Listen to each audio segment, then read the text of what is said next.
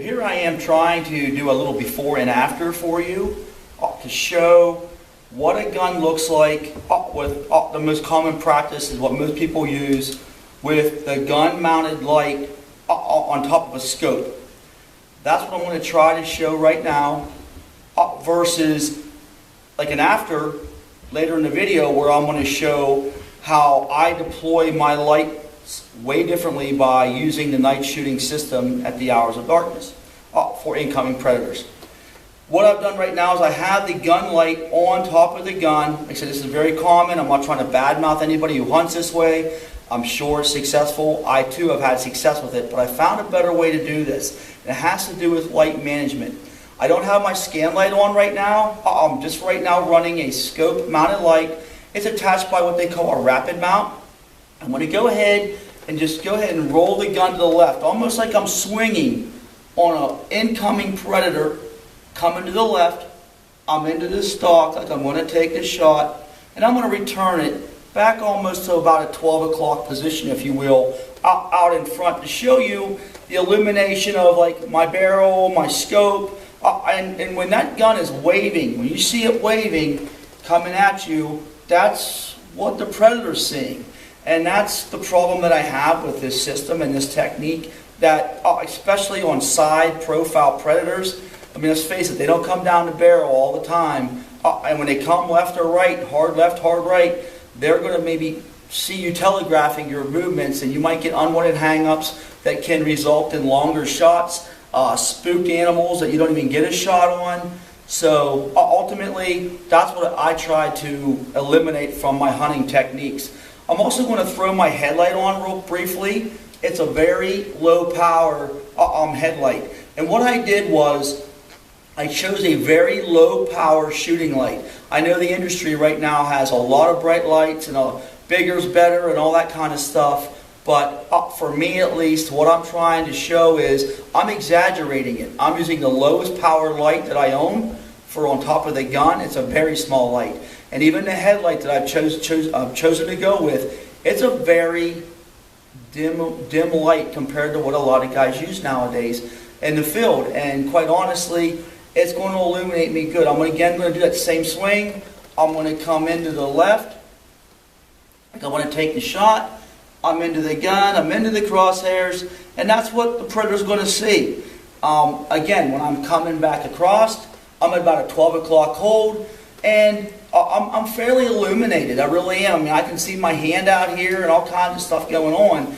And folks, that's what I'm trying to eliminate. So here in a moment, I'm going to switch things up a little bit, and we're going to go how I do things and how we do things here at Red Eyes Ops LLC to eliminate this problem that you're going to really not want in the field. And that way you can actually benefit by proper light deployment and have the ability to also manage your light better. Like right now, when I turn my kill light on top of my gun, whatever light you use is your kill light, your shooting light, obviously when it's mounted in alignment with your scope, you're giving the hot spot up to that animal. That hot spot can work against you.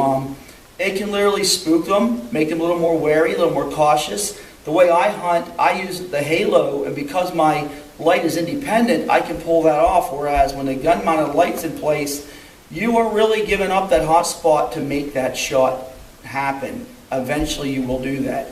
The other thing you don't want is I don't want to be scanning with my gun. I don't want to be using my gun as a scanning light either. So you're going to want to use your headlight or another alternate source, because again, waving a gun around is not what we want to accomplish here. I'm going to go ahead and go to the after now. We've seen how before how a lot of hunters hunt, and I too have taken predators this way. Again, I'm not trying to badmouth it. I'm just trying to show a little video here that illustrates my technique with the Red Eyes Ops LLC night shooting system versus the standard way many operate. Okay, we're back here for the after portion of what I was trying to accomplish. I'm going to go ahead and turn the shooting light that I have mounted to the Red Eyes Ops LLC night shooting system. Immediately you should see a definite difference. I'm totally invisible. I mean, my light, I'm right now, I'm in the scope of my rifle. I'm taking actually aim through the crosshairs, and I'm actually looking right down through the scope, no problem. And I know on video you cannot see that, so I'm going to illuminate myself here in a bit to show you that I'm holding a gun right now. I'm on my night shooting system, but the only thing that should be visible is my red light. That red light's my force field. When I keep it between me and the predator, it can't see me moving. And in addition, I'm sitting in complete darkness, and I have much better management of my light. It's not pouring all over me. It's not pouring over my barrel. It's not going to telegraph my moves. And what I did in this video was I wanted to keep it apples to apples. That, in other words, I haven't moved the chair I'm sitting in. I didn't move the tripod. I'm using the same camera. I'm using the exact same setup, the exact same location, the exact same ambient light. Nothing's been altered, so that I can't try to trick the video. That it's exactly the same, but I'm just comparing one technique that many use, which is what I show in the very beginning of the film, to the way the night shooting system offers you a much more advantageous approach to your predator hunting. What I'm going to do right now is, I know it's going to blur the film out a little bit because it's very dark and the cameras can't pick it up, but I'm going to go ahead and do the very same thing. I'm trying to duplicate what I did in the very first portion when I featured the before part where I had the gun, the light mounted right on top of the gun. So I'm going to go ahead and move like I have a shot to my left, and I'm going to just sort of make the adjustment and try to actually get over on that predator, and I'm going to now take aim. And again, I should be much darker than what you saw when I illustrated this with the light that was attached directly on top of my scope. I'm going to go now and return back to my 12 o'clock position.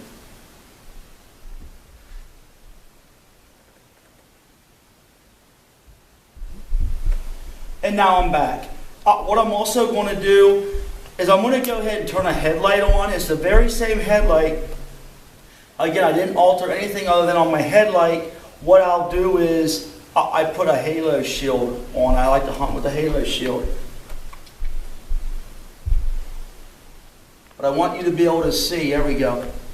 I want you to be able to see with the headlight now what I look like. I'm scanning for predators. Back and forth like we do. And I want to also illuminate my gun. Even though this is what I would look like if I had my headlight on, and I'm trying to see if I can get any kind of downward light onto my gun, because I know how dark it looked initially in this film, and you would question whether or not I was even holding my rifle. So I'm going to deliberately try to look at my gun to show everybody that I am actually holding the very same gun. And here's my hand. I'm on the light. I'm out with the night shooting system with a much more higher powered light accommodating me right now than I did on my before segment, where I used a very low power light to accomplish what I was trying to show. And I was trying to basically set myself up for the exaggerants on both levels. I wanted to complement the scope mounted light by giving it the least amount of light and the least amount of throw to basically make that technique look as good as I could. And then what I did was I actually went to a much higher power light. I'm going to go ahead and kick my headlight off. I went to a much higher powered light on the night shooting system. That way I'm actually trying to make the night shooting system fail, if you will, over the other technique with a much brighter light to try to basically hurt the test I'm trying to show right now. And as you will see on video, I am in complete darkness. This is a very great system. It's very maneuverable. And when you have a lot of ambient light, which is not the case at the current time I'm filming, but let's say you have a full moon night. These predators have very keen eyesight, and they can actually see in a full moon like it's daytime out. When you're out there hunting and they come on a side profile, they're looking at you. I mean, you don't have the advantage of that new moon anymore.